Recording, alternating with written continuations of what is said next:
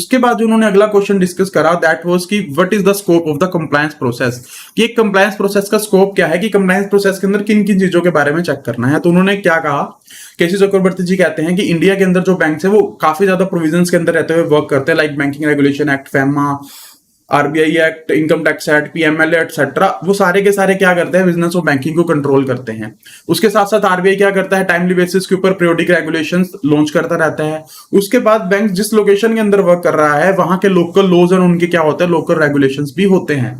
उसके अलावा जो और आपकी एजेंसीज है, like internet Indian bank association हो गया, फेडाई हो गया, वो भी क्या कर रहे हैं, अपने इंडस्ट्री स्टैंडर्ड्स एंड कोड्स निकालते हैं, उनको भी हमने क्या करना है, फॉलो करना है।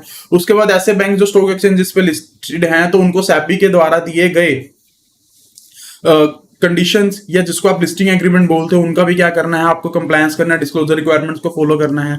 उसके बाद अगर बैंक्स कुछ और फंक्शन कर रहा है, लाइक इंश्योरेंस बिजनेस हो गया, क्रॉस सेलिंग और म्यूचुअल फंड्स हो गया, तो उस केस में जो उनके रेगुलेटर्स लाइक आईआरडी हो गया, सेबी हो गया, पीएफआरडी हो गया, उसका भी आपको क्या करना है, कंप्लायंस करना है। केसी चक्रवर्ती जी कहते हैं कि आज के टाइम पे मुझे याद है कि एटलीस्ट 54 लेजिस्लेशन है, 54 लॉज हैं जिनके अंदर रहते क्या करता है, एक बैंक वर्क करता है, उन सारी की सारी 54 लेजिस्लेशन का क्या करना पड़ता है, हमें कंप्लायंस करना पड़ता है। इसीलिए जो कंप्लायंस फंक्शन है वो क्या है, लीगली बाइंडिंग से किसमें जा चुका है, standards of integrity and ethical conduct के अंदर कन्वर्ट हो चुका है। क्या अगर आप इसको करते हो लीगली तो आपको करना ही करना है, बट आज के टाइम पे इसका मतलब हो गया कि अगर आप कंप्लायंसेस कर रहे हो तो आप अपनी इंटेग्रिटी एंड एथिकल कंडक्ट के स्टैंडर्ड्स को क्या कर रहे हो, मेंटेन कर रहे हो।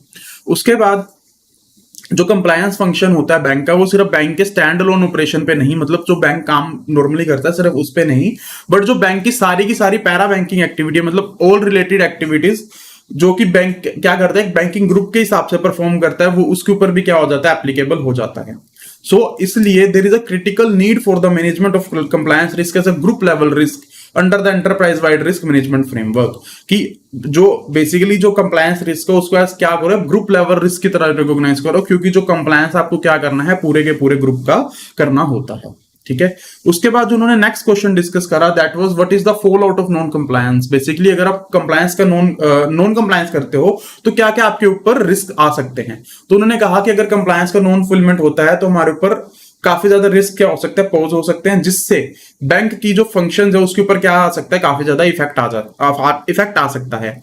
जो बेसल कमेटी थी उन्होंने कंप्लायंस रिस्क की डेफिनेशन क्या दी, तो एग्जैक्ट डेफिनेशन एक बार पढ़ते हैं हम। BCBS paper defines compliance risk as the risk of legal or regulatory sanctions, material financial losses, or loss to reputations a bank may suffer as a result of its failure to compliance with laws, regulations, rules, related regulatory organization standards and code of conduct applicable to its banking activity। तो basal committee ने compliance risk को इस तरीके से define करा था। इसको one by one हिस्सों के अंदर पढ़ते हैं कि ऐसा लीगल रिस्क या रेगुलेटरी सैंक्शन का रिस्क या मटेरियल फाइनेंशियल लॉस का रिस्क या रेपुटेशन का रिस्क। चार रिस्क कौन से हुए, लीगल रिस्क, रेगुलेटरी सैंक्शन का रिस्क, एंड आपको फाइनेंशियल लॉसेस हो सकते हैं उसका रिस्क, एंड आपके रेपुटेशन का रिस्क। क्यों हुआ, क्योंकि आपने अपने laws, regulation, rules, self regulatory organization standards, code of conduct जो भी एप्लीकेबल थे उसका आपने कंप्लाई नहीं करा, तो वो किसके अंदर आ जाता है, कंप्लायंस रिस्क का पार्ट बन जाते हैं। इसलिए जो कंप्लायंस एरिया है वो क्या हो जाता है, काफी ज्यादा सिग्निफिकेंट इंपॉर्टेंट रखता है। उसके बाद अगर आप कंप्लायंस नहीं करते तो आपके ऊपर क्या लगाई जा सकती है, पेनल्टी लगाई जा सकती है। उसके अलावा जो नेम एंड शेम मिलता है कि आपके साथ जो रेपुटेशन का रिस्क आता है वो भी क्या है, पोज करता है साथ साथ में। इसलिए कंप्लायंस करना क्या हो जाता है, और भी ज्यादा जरूरी हो जाता है। ठीक है। उसके बाद इसके अलावा कुछ ऐसी चीजें भी हैं जिससे इंस्टीट्यूशन पैनलाइज होता है जो इंक्लूड नहीं करी गई हैं, लाइक लोगों का कॉन्फिडेंस गिर जाना। ठीक है, लोगों का जब कॉन्फिडेंस गिर जाएगा, लोग आपके पास डिपॉजिट नहीं देने आएंगे, रेपुटेशनल रिस्क का वो पार्ट बन जाता है। उसके बाद one of the key functions of compliance department has to be information dissemination.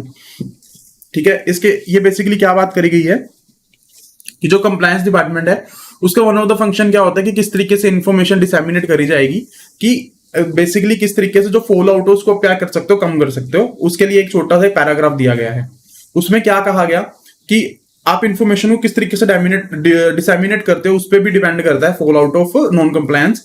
वो कैसे कि अगर आपको कोई कंप्लायंस फेलियर डिटेक्ट होते हैं इन द बैंक एंड आप क्या करते हो, अपने स्टाफ को जल्दी से जल्दी बता देते हो कि ये फ्रॉड हुआ एंड इसको इस तरीके से प्रिवेंट करना है, तो इन फ्यूचर जो आने वाले कंप्लायंस रिस्क है उसको आप क्या कर सकते हो, अल्टीमेटली प्रिवेंट कर सकते हो। ठीक है।